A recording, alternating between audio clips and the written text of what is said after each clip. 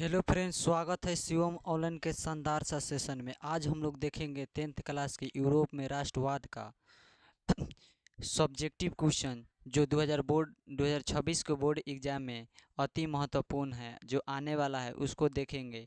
इससे पहले part number 1 करा दिया गया, उसको देख लीजिएगा। पार्ट नंबर 2 है, देखिए। इस इतना वीडियो देख ले तो आशा करता हूँ इस चैप्टर से जितने इम्पोर्टेंट क्वेश्चन बनेगा वह इस वीडियो में लाया गया है। तो आशा करता हूँ इस वीडियो को पूरी वॉच करिएगा। अगर चैनल पर न्यू है तो क्या कीजिए, चैनल को सब्सक्राइब कीजिए और साथ में अगर वीडियो अच्छा लगी तो एक लाइक दीजिए। तो चलते हैं, देखते हैं क्या होता है। पहला क्वेश्चन क्या है देखिएगा, पूछा जाएगा। देखिए, क्लास 10th का बिहार बोर्ड यूरोप में राष्ट्रवाद। देखिए पूछेगा, पूछे लौह एवं रक्त की नीति क्या थी, यानी लौह और रक्त की नीति यूरोप में राष्ट्रवाद चैप्टर में है, वह क्या थी, इसके बारे में हम लोग जानेंगे। देखिए, लौह एवं रक्त की नीति कर, देखिए लौह एवं रक्त की नीति का प्रतिपादन बिस्मार्क ने किया था। इस नीति के अनुसार सैन्य शक्ति की सहायता से पूरी जर्मनी प्रदेश में एकीकरण करना था। देखिए, अब समझ गए आप लोग लौह और रक्त की नीति क्या थी। एक बार और देखिए, समझ में पूरी तरह से आ जाए। देखिए कह रहा है लौह, देखिए कह लौह एवं रक्त की नीति का प्रतिपादन बिस्मार्क ने किया था। पेपर में ऑब्जेक्टिव में बनेगा, कहेगा लौह एवं रक्त का नीति का प्रतिपादन किसने किया था, तो मार्क कहिएगा बिस्मार्क ने। किसने? बिस्मार्क ने। यहाँ पर इम्पोर्टेंट है। देखिए उसके बाद कह रहा है इस नीति के अनुसार सैन्य शक्ति की सहायता से पूरे जर्मनी प्रदेश का एकीकरण करना था। यानी पूछा जाएगा सैन्य शक्ति से कि शक्ति के से किसका जर्मनी क्या करना था, किस कह देना जर्मनी पर एकीकरण करना था, जर्मनी प्रदेश पर। यहाँ पर एक इम्पोर्टेंट क्वेश्चन बनता है। और देखिए पूछा जाएगा सैन्य शक्ति से क्या हुआ था, तो कहिएगा सैन्य शक्ति के कारण जर्मनी पर पूरे क्या किया गया था, एकीकरण करना था। तो सैन्य शक्ति एक इम्पोर्टेंट हो गया। देखिए 2 नंबर में पूछेगा आप लोगों का बोर्ड एग्जाम में, तो 2 नंबर फिक्स है आप लोगों का, क्या है, फिक्स है, इम्पोर्टेंट है और आने की पूरी संभावना है। तो यहाँ देख लीजिएगा और कर लीजिएगा। एक भी ऐसा क्वेश्चन नहीं है जो छूटेगा आपसे, पूरे करा दिया जाएगा। तो आशा करता हूँ इस वीडियो को अच्छी तरह से। देखिए 2 नंबर क्या है, चलिए हम लोग 2 नंबर में चलते हैं। देखिए 2 नंबर क्या है, कह रहे मेटरनिक कौन था यूरोप, देखिए उसको मेटरनिक कौन था यूरोप इतिहास में, वह क्यों क्या था, विख्यात था। यानी मेटरनिक कौन था, वह इंसान कौन थे, और यूरोप वास में यानी उस प्रदेश में कैसे विख्यात थे, यानी चर्चा हुआ कैसे हो रहा था, मेटरनिक कौन था वो, या कहाँ से आए थे, वह कैसे रहते थे, वह क्या किए से इसे पूरे वहाँ देश में चर्चा हो रहा था। देखिए इसका मतलब क्या हुआ। देखिए कह रहा है, देखिए कह रहा है मेटरनिक ऑस्ट्रिया का चांसलर था। वह घोर प्रतिक्रिया का क्रांति का लिख सकते हैं, का संदेशों का कट्टर विरोधी एवं पुरातन व्यवस्था बनाए रखने की समर्थ था। उसका जिस प्रकार के व्यवस्था यूरोप में स्थापित की उसे मेटरनिक व्यवस्था कहा जाता है। अपनी उसी व्यवस्था के कारण वह यूरोप इतिहास में विख्यात था। यानी यूरोप वह क्या थे, प्रचलित थे। अब उसके बारे में एक बार और जानेंगे, उस ऑब्जेक्टिव पेपर में क्या बनेगा उसको छांट लेंगे। और उसके छांटने के बाद क्या करेंगे, उसके छांटने के बाद देखेंगे कौन पेपर में कहाँ इंपॉर्टेंट बना, उसको नोट करिएगा। आप लोग भी नोट कीजिए, नोट में लिखिए और इसको देखिएगा। एक भी सब्जेक्टिव प्लस ऑब्जेक्टिव नहीं छूटने वाला है। देखिए करें मेटरनिक ऑस्ट्रिया का चांसलर था। पूछा जाएगा ऑब्जेक्टिव में मेटरनिक कौन था, तो कहिएगा ऑस्ट्रिया का चांसलर था। तो क्या कहिएगा, पहला आपका हो गया है यहाँ पर मेटरनिक कौन था, तो ऑस्ट्रिया का चांसलर था। पूछा जाएगा एक और इम्पोर्टेंट क्वेश्चन बने, ऑस्ट्रिया का चांसलर किसे कहा जाता है, तो मेटरनिक को कहा जाता है। 2 आपका बन गया, यहाँ पर इम्पोर्टेंट बन गया। उस वक्त कर दो वह घोर प्रतिक्रिया क्रांति का संदेशों का कट्टर था। पूछा जाए घोर क्रिया प्रतिवादी का क्रांतिकारियों का कौन कट्टर था, तक आप लोग मार कहिएगा मेटरनिक, यहाँ पर इम्पोर्टेंट है। और देखिए पूरे विरोध एवं पुरातन व्यवस्था बनाए रखते थे, वह विरोध करते रहते थे। अब पुरातन यानी बनाए रखते थे व्यवस्था, क्या रखते थे, विरोध करते थे एक दूसरे के। जैसे कोई अगर नेता वहाँ पर आ गया तो उस नेता को क्या करते थे, विरोध करते थे। तो विरोध करते थे और पुरातन व्यवस्था यानी उस वह व्यवस्था को बनाए रखते थे वो अपना। देखिए कह रहा है विरोध एवं पुरातन व्यवस्था को बनाए रखते थे, बनाए रखने में समर्थ था। यानी पुरातन व्यवस्था वहाँ पर हो रहा था नहीं, उसको क्या बनाए में समर्थ रखते थे। इसका उसका जिस प्रकार के व्यवस्था यूरोप में स्थापित की, पूछा जाएगा मेटरनिक किस देश में, किस प्रदेश में व्यवस्था स्थापित की थी। याद रखिए यूरोप में, कहीं से भी पेपर में बना देता है क्वेश्चन, तो आप लोग सभी तरह से तैयार रहिएगा, सभी तरह से कराया जा रहा है, तो इसको अच्छी तरह से देखिएगा, नहीं छूटेगा, इतना मेरे अनुभव है। स्थापित थी, उस मेटरनिक व्यवस्था कहा जाता है, उसी को मेटरनिक व्यवस्था कहा जाता है। किसे कहा जाता है, उसी को मेटरनिक व्यवस्था कहा जाता है। देखो आगे, अपनी उसी व्यवस्था के कारण वह यूरोपीय इतिहास में विख्यात है। यानी यूरोप वासियों में क्या थे, प्रचलित थे, क्या थे, प्रचलित थे। किसके कारण, इसी के कारण। एक बार और पढ़ देते हैं, अच्छा से समझिएगा, सुन लीजिए और नोट कर लीजिए, एक भी छूटने की संभावना नहीं रह जाएगा पेपर में। 2 नंबर में बनेगा, इंपॉर्टेंट है, 2026 के बोर्ड एग्जाम में अति महत्वपूर्ण है, आने की पूरी संभावना है। देखिए क्या कर रहा है, मेटरनिक ऑस्ट्रिया का चांसलर था। यहाँ तक समझ में आ गया मेटरनिक कौन था, तो ऑस्ट्रिया का चांसलर था। वह घोर प्रतिक्रिया क्रांति का संदेशों का कट्टर विरोधी एवं पुरातन व्यवस्था बनाए रखने में समर्थ था। उसका जिस प्रकार के व्यवस्था यूरोप में स्थापित की, उसे मेटरनिक व्यवस्था कहा जाता है। अपनी उसी व्यवस्था के कारण वह यूरोप वासियों में विख्यात है, यानी प्रचलित था। वह राजा था, वहाँ क्या करते थे, वो जो कहते थे चलता था। यहाँ तक समझ में आएंगे। बोर्ड एग्जाम में 2 नंबर आप लोग पा लीजिएगा, क्या पा लीजिएगा, 2 नंबर इंपॉर्टेंट है और कर लीजिएगा। चैप्टर 1 से 2 नंबर आपका कंप्लीट हो जाएगा। 2 नंबर देखिए क्या, 3 नंबर देखिए क्या पूछ रहा है, यूरोप में राष्ट्रवाद को फैलने में नेपोलियन बोनापार्ट किस तरह से सहायक हुआ। यानी देखिए यूरोप में राष्ट्रवाद जो हो रहा था, उसमें नेपोलियन बोनापार्ट ने किस तरह सहायक हुए। देखिए यही कहने का उसको मतलब था, यूरोप में राष्ट्रवाद जो को फैलाने में, यानी यूरोप में राष्ट्रवाद जो फैला रहे थे, उसमें नेपोलियन बोनापार्ट ने किस तरह सहायक हुआ, यानी सहायता की, यही जानिए। देखिए कह रहा है, यूरोप में राष्ट्रवाद की भावना के विकास में नेपोलियन बोनापार्ट का महत्वपूर्ण योगदान था। क्या था, महत्वपूर्ण योगदान था। देखिए आगे कह रहा है, नेपोलियन बोनापार्ट ने जर्मनी प्रदेश को जीत कर राइन संघ की निर्माण किया था। आगे देखिए, और वह वहीं से जर्मनी में राष्ट्रवाद का भावना बढ़ाने लगी, जो धीरे धीरे यूरोप के अन्य क्षेत्रों में फैल गया। यहाँ तक कंप्लीट हो गया होगा, आशा करता हूँ। एक बेर देखिएगा कंप्लीट हो गया है। अब देखिए कैसे, कहाँ इंपॉर्टेंट पेपर में बनने वाला क्वेश्चन है और कहाँ से उठा कर डालता है ऑब्जेक्टिव में, और सब्जेक्टिव तो है ये है। देखिए कहाँ से बने, देखिए क्या कर रहा है। सबसे पहले यूरोप में राष्ट्रवाद की भावना की विकास में नेपोलियन बोनापार्ट का महत्वपूर्ण योगदान था। पूछा जाएगा यूरोप में राष्ट्रवाद की भावना से नेपोलियन की क्या था, तो महत्वपूर्ण योगदान था। यहाँ पर इम्पोर्टेंट हुआ।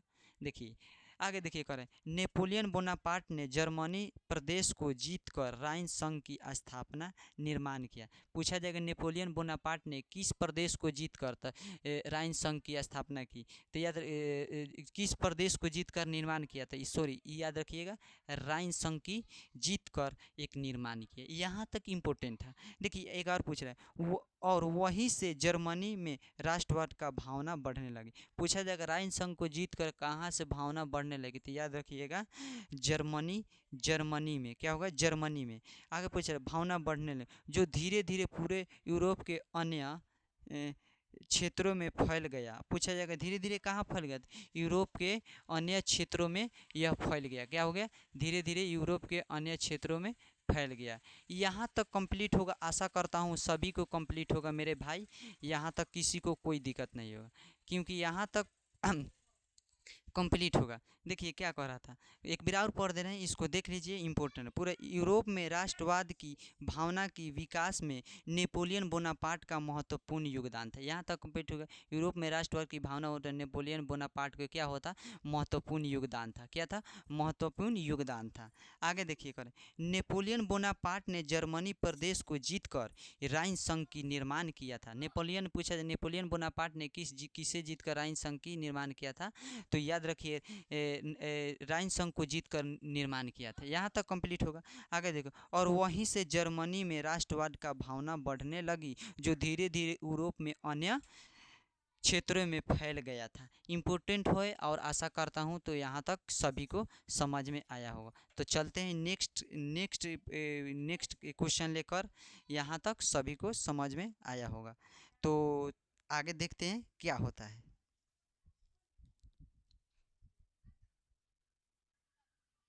तो चलिए अब देखेंगे 4 नंबर क्वेश्चन। 4 नंबर देखिए, ये भी इम्पोर्टेंट है, ये भी 2026 के बोर्ड एग्जाम में पूछने वाला है। क्या है, 2026 के बोर्ड एग्जाम में पूछने वाला है। देखिए कैसे पूछेगा, MVVI क्वेश्चन है। क्या है, MVVI लिख लीजिए, MVVI 2026। और ये भी क्वेश्चन क्या है 2026 के लिए MVVI, इसको भी MVVI MVVI 2026, ये भी इम्पोर्टेंट है, वो भी इम्पोर्टेंट है। देखिए क्या है इसमें, देखिए कह रहा है कि देखिए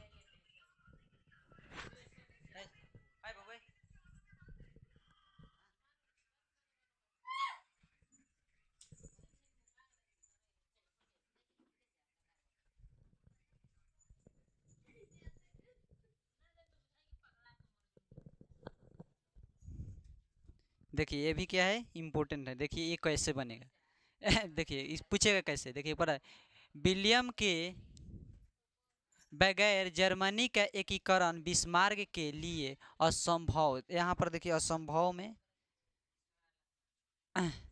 क्या था, असंभव। क्या है, असंभव था। कैसे, यानी बिलियन के बिना जर्मनी में एकीकरण बिस्मार्क के लिए क्या था, असंभव था। कैसे, जानिए कैसे था।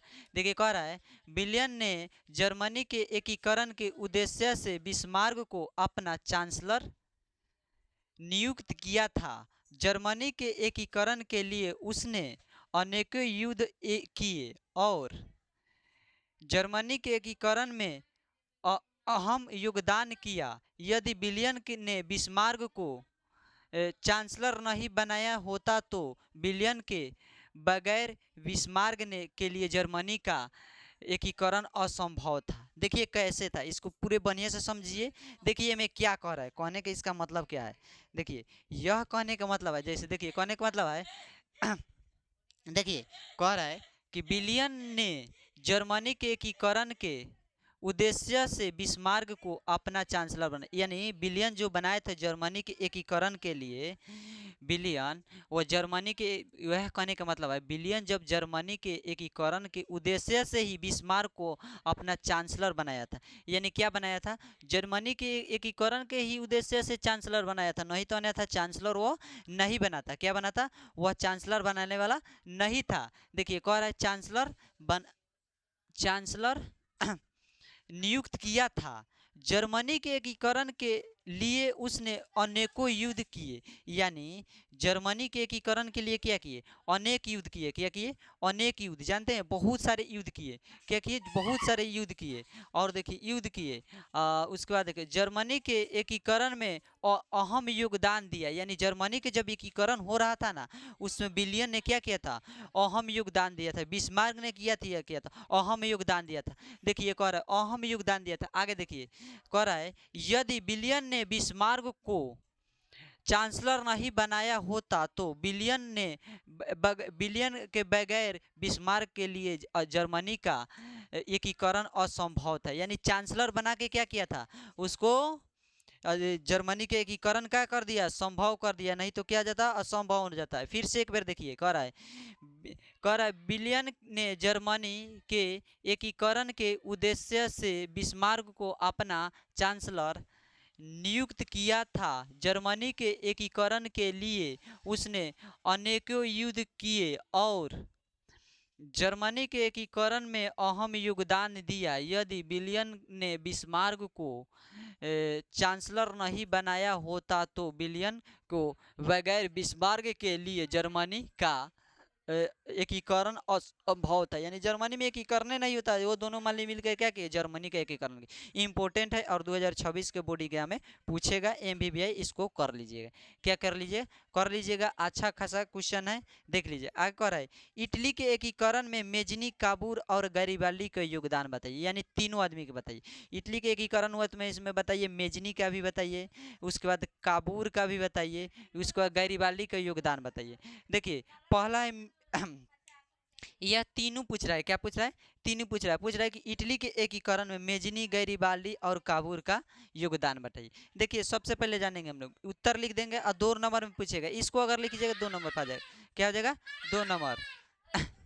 देखिए पहला क्वेश्चन है इटली के एकीकरण में मेजनी, काबूर, गरीबाल्डी के निम्नलिखित कारण थी। यानी इटली के एकीकरण हो रहा था, उसमें क्या था, इटली के एकीकरण में मेजनी, काबूल और गरीबाल्डी के निम्नलिखित यानी तीनों के निम्नलिखित यानी बराबर योगदान थी। यह तीनों का देखिए पहला क्वेश्चन है, कह रहा है मेजनी की योगदान, पहला देखेंगे मेजनी का, उसके बाद काबूल का योगदान, उसके बाद अगर उसका देखिए देखिए हम मेजनी कहते हैं, इनका उद्देश्य ऑस्ट्रिया के प्रभाव से इटली को मुक्त करवाना था। इटली के एकीकरण करना था। राष्ट्रवादी भावना से प्रेरित होकर उन्होंने गुप्त क्रांतिकारी संगठन कार्बोनरी की सदस्य ग्रहण की। अपने उद्देश्य को पूरा करने के लिए उन्होंने यंग इटली तथा यंग यूरोप की काफ़ी स्थापना की यानी कौन, यंग यूरोप को यहाँ पर इटली तथा यंग यूरोप की भी स्थापना की, यहाँ लिख लीजिए। देखिए क्या है समझिए, यह मेजनी क्या है, कह रहा है इसका उद्देश्य ऑस्ट्रिया को प्रभाव से इटली को मुक्त करवाना था। यानी ऑस्ट्रिया के प्रभाव से किसका मुक्त कराना था, इसका मेजनी को मुक्त कराना था। उसका देखिए कह रहा है इटली तथा इटली के एकीकरण करवाना था। यानी इटली के उसको मेजनी को क्या था, एकीकरण भी करवाना था। राष्ट्रवाद भावना से प्रेरित होकर उन्होंने गुप्त क्रांतिकारी संगठन कार्बोनरी की सदस्य ग्रहण की। अपने उद्देश्य से को पूरा करने के लिए उन्होंने यंग इटली तथा यंग यूरोप की स्थापना की। यह हो गया। अब जानेंगे काबूर का योगदान। देखिए काबूर के क्या है, काबूर इटली के एकीकरण में सबसे बड़ा बाधा ऑस्ट्रिया को मानता था। और 1860 से 1861 के काबूर ने सिर्फ रोम के अनेक देश में कब्जा कर लिए। क्या करे, कब्जा कर लिए।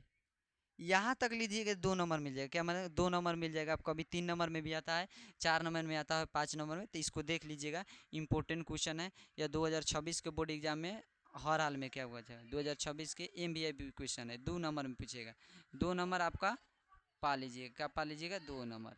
यहाँ तक कंप्लीट है, तो आशा करता हूँ कि अगर कंप्लीट हो गया, देखिए इससे अगर बाहर एक भी ऑब्जेक्टिव नहीं तो चलते हैं नेक्स्ट वीडियो के लिए। तब तक के लिए जय हिंद।